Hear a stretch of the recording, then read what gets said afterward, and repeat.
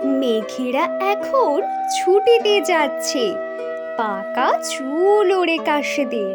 শালুকে শালুকে সেজেছে ঝিলটা, বিয়ে বাড়ি নাকি হাসেদের। ঘরের সিংহ মাটি মেখে টেখে, থাবা গেড়ে দেখি মাটিতেই। চোরকে এমন কামড়ে ধরেছে কুমোরটুলির ঘাটিতে। গণেশ দাদাও এসে গেছে ঠিক, ভালো নেই যেন মন্টন।